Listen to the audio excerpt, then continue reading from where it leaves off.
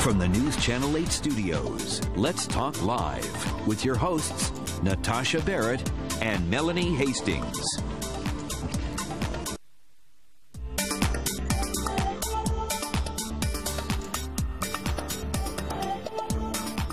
Well, every parent knows one of the toughest parts of having a child in school is to get him or her excited about studying. So when the time comes to crack open those books at home, how can you help your child enjoy the learning process a little bit more? Well, education expert Ann Dolan is back with us today, and she's got some great tips, as she always does. Hi, Ann. Good to see you. You too, Melanie. Yeah, so I guess here we're in October, so the school year definitely in full swing now. Yes. The kids are coming home with all their books and study materials, and when they need help, of course, they go to the parents.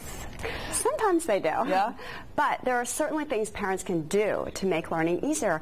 And I found that many students think that studying for tests is a passive process. They think that if they take their book and read the chapter, that's studying, and it really isn't. Because really, it's how much did they absorb of that chapter, not just reading it, not just getting through the assignment. Right. So you've got some tips to kind of help the kids learn what's in those chapters and other things as well. Well, you brought some learning materials with you. So I did. Tell us what you brought. Sure, absolutely. Well, let me just show you a couple of things, Melanie. The first thing is about textbook reading. Many students will just read and not really retain what they've read because they're not engaging in the text. So an easy thing that I always encourage my students to do is when they're reading, they highlight. After they read a section, they go back and highlight, and they also take notes, and that's super easy to do. Even if they don't own the textbook and can't write in the textbook, they can have a little Post-it note that they jot down their notes so that when they go back to study, all the main points are already there. That's great. Yeah. And you were also telling us last time you were here that instead of using the marker to highlight the text, you can use this tape. Yes. Which you can just peel right off. Yep, this is the highlighting tape. I think I showed you this last time. It's really easy just to lift off. And the other thing about reading is that color really activates attention. So sometimes kids will report that they're reading and they can't really remember what they've read. So when they use a colored piece of paper and just fold it in half and use it as a reading guide as they go down to track the lines, it really activates their attention and helps them. Unusual. Yeah, and it really helps comprehension. What is it about color, do you think? It's novel. You know, it's much more novel than using just a plain old white index card that kind of we grew up with when we were learning. Maybe color activates the brain in some way. It really does. Yeah. It really does. You know, my mother always told me to write it down. Use your pen and write down your notes because she thought there was some connection between the pen and the brain or something. That she says you'll remember it better if you write it down. Is there any truth to that? Is that an old wives' story? Oh my! Your mother was right. Was she? Yes. So many studies have shown that writing actually activates learning. It cements that knowledge. So when kids tell me I'm studying and they're reading, I say, you know what? When you take down notes as you go, that's really studying because you're integrating more of the learning processes. Now you're seeing it and you're doing it. Would it be the same as keyboarding it? No. You have to actually make the letters yourself. Yep. That is a stronger way of learning than just keyboarding it. That is so interesting. Yeah. Okay, so the first thing you showed us was using the highlight and the Post-it notes and colorful. Yeah. Okay, what's the next? Well, I wanted to just share with you one thing that really kind of stymies kids, and that's the use of a study guide. Many teachers are so wonderful about sending home study guides, and kids don't really know how to use them. They will say to their parents, oh, okay, yeah, Mom, I really studied. But what they do, again, just like the book, is that they'll read through the study guide. But a better way is for them to cover up the answers on the study guide and ask themselves the question. And if they can answer the question, they check it off and go on. So kind of giving yourself a little interactive quiz is a much better way than merely reading. These study guides are the teacher's way of saying, this is what's important in all that chapter. Yes. So these are the highlighted points that you need to know probably for your test. That's so true.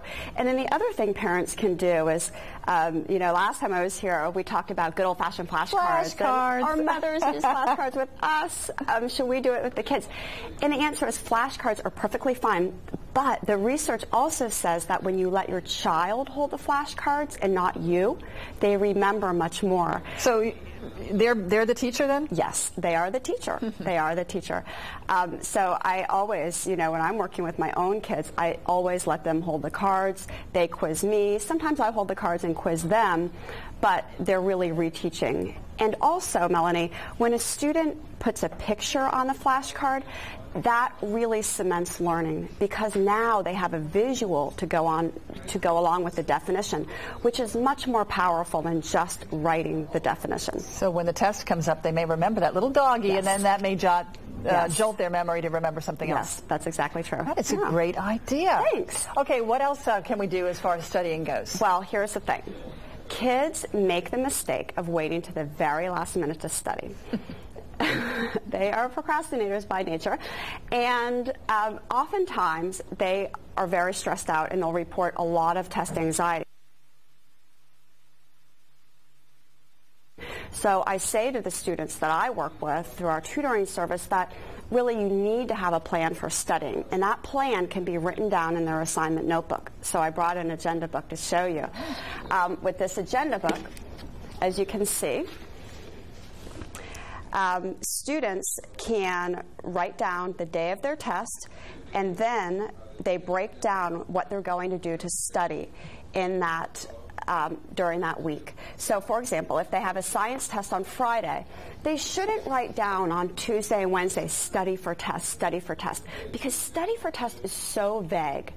Studies show that when they write down something more specific, like review questions 1 through 10 on the study guide, they're far more likely to actually do it. Wow. So you're getting them thinking about doing it in little increments leading up to the big test. Yes, That's absolutely. a great idea. And then also the organization of having this written down in your planner. Yeah. That's wonderful. Yeah, too. they really do. Now tell us about, it kind of goes along with your flashcards, when you use acronyms to kind of jolt your memory. Yes. And we all remember the Great Lakes one, right? Yeah, we remember the Great Lakes one. I brought it here, HOMES, which is the Great Lakes, Huron, Ontario, Michigan, Erie, and Superior. But I bet, Melanie, you also remember the order of operations. Do you remember PEMDAS, or Please Excuse My Dear Aunt Sally? Do you remember that from the years? Well, many kids, they learn it in about 6th or 7th grade, and they don't forget it because it's an acronym.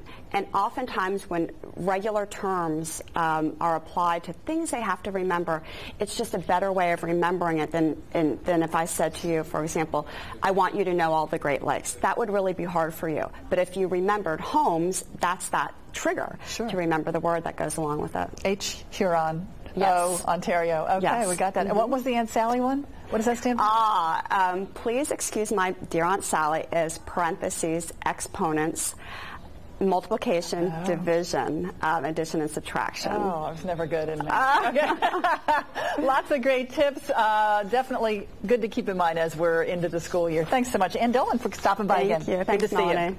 All right, still to come. Well, we are in a race for the cure. Find out how you can put your best foot forward.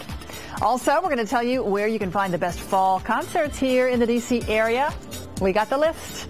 Check out our blog at tbd.com. Enter in the keywords Let's Talk Live, and we're coming right back.